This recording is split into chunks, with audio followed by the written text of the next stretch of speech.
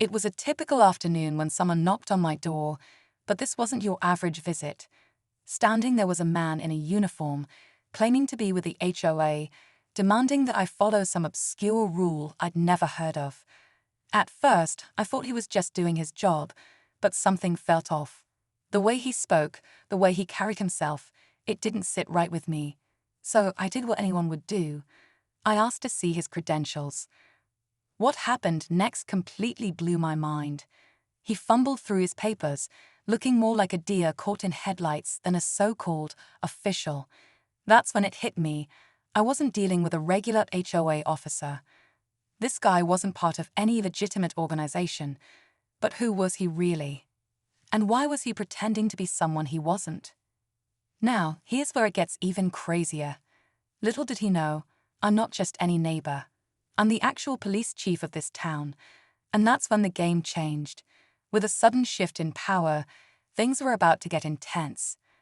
Stay tuned to find out how this bizarre confrontation escalated, because I wasn't about to let this slide. As the man stood there awkwardly, I could see the nervousness in his eyes.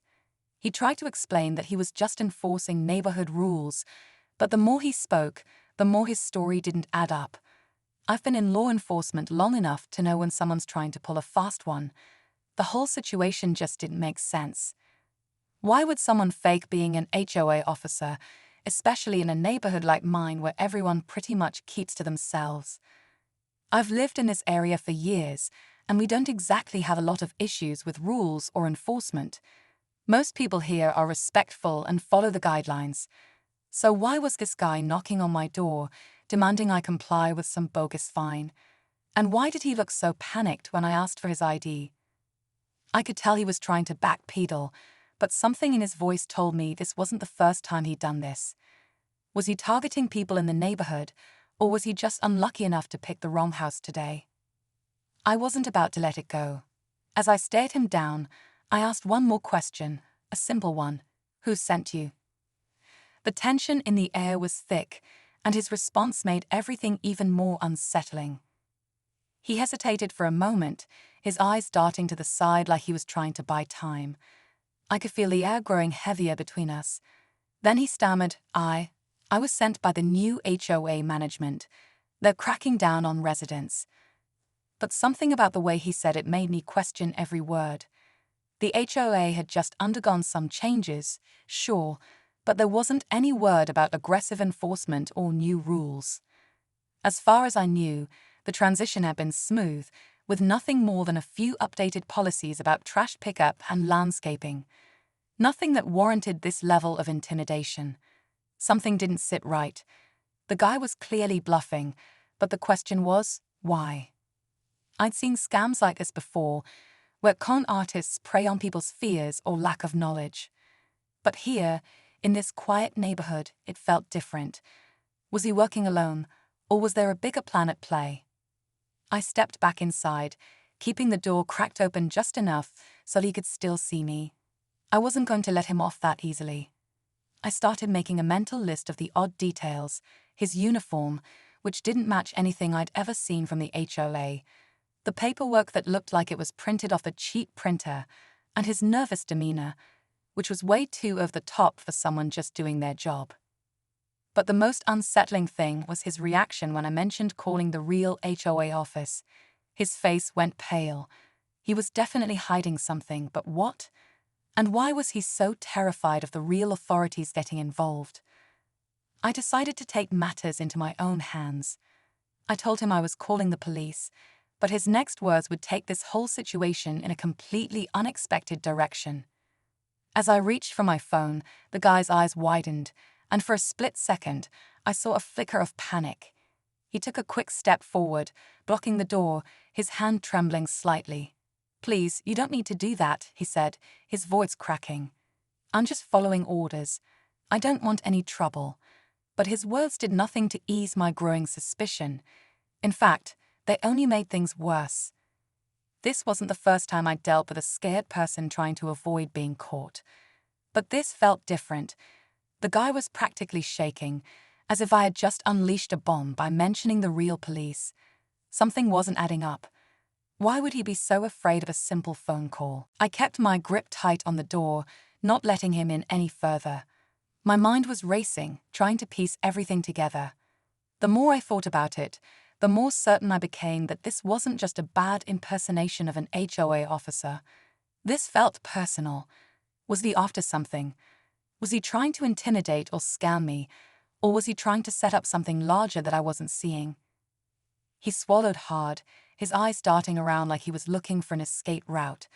Then he blurted out, "If you call the police, you'll regret it. This is bigger than you think." His words hit me like a cold wave. I froze, unsure of how to respond. What did he mean by that? What exactly was bigger than a fake HOA officer knocking on my door? And why was he suddenly making threats? This was no longer just about a scam. It felt like I had stepped into something far darker. And I had no idea just how deep this rabbit hole went. He stepped back, but not far enough. His eyes locked onto mine, a silent warning in them. "You're in over your head," he said, before turning quickly and walking off. I stood there, my heart pounding. The moment he disappeared down the street, I knew I had to follow him. Something told me that the real story was just beginning. I didn't waste a second. I grabbed my keys, slammed the door behind me, and sprinted out to my car. There was no way I was just going to sit back and wait after what he said. Bigger than you think. I kept repeating those words in my head as I fired up the engine. But what could be bigger than a fake HOA scam? What was he really warning me about? I followed him down the street, keeping a safe distance. He was walking quickly, glancing over his shoulder every few steps, but he didn't seem to notice me. I couldn't shake the feeling that something was off, his hurried steps, the way he seemed to be checking his surroundings like he was afraid of being followed. It was all starting to feel like I had stumbled into something way more dangerous than I ever expected. We reached the end of the street, and that's when things took a turn I couldn't have predicted. The man stopped abruptly and turned into a narrow alleyway that ran behind a row of houses. I hesitated, but my gut told me this was it, the moment when everything would come to light. I followed, inching closer, trying to stay out of sight. As I peered around the corner, I saw him meet up with someone else. But this wasn't just any person.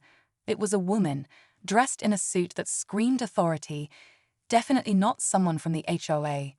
She handed him a thick envelope, and as they spoke, I caught a few words. "It's all set. We'll need him to take the fall." My heart skipped a beat. Take the fall for what? The stakes were rising fast, and now I was more certain than ever that I wasn't just dealing with a fake HOA officer. There was something much bigger at play, and I had no idea how deep this rabbit hole went. I stepped back, my mind racing with questions I had no answers for. What had I just uncovered? And more importantly, who could I trust? I took a deep breath, trying to steady myself. I had to act fast. The man and the woman were still talking, their voices low but intense. I couldn't make out everything they said, but the words "take the fall" echoed in my head like a warning bell. I had to know more. I slipped into the alley and hid behind a dumpster, trying not to make a sound. I wasn't just dealing with a scam anymore. This was something darker, something far more dangerous than I could have imagined. My instincts told me I had to get closer, so I crept along the shadows, inching toward the conversation. Just as I rounded the corner, I froze. The woman caught sight of me. I'd been spotted. "Hey, what are you doing here?" She snapped, her eyes narrowing with suspicion. The man instantly tensed, like he was ready to bolt. I didn't have time to explain myself. Without thinking, I stepped forward and said, "I'm the police chief, and I'm done playing games." My voice felt more confident than I actually was, but I had no choice. I had to put an end to this. I didn't have time to explain myself. Without thinking, I stepped forward and said, "I'm the police chief, and I'm done playing games." My voice felt more confident than I actually was, but I had no choice. I had to put an end to this. The woman's expression shifted from anger to surprise, and then something darker, like a flicker of recognition. For a brief moment, I thought she was going to lunge at me. But instead, she stepped back, raising her hands in mock surrender. "You're not supposed to be involved in this," she said, her tone shifting into something colder, more calculated. But I guess it's too late for that. I was about to ask what she meant when I heard a sound behind me. A car's engine revving. I spun around just in time to see a black SUV speeding down the alley.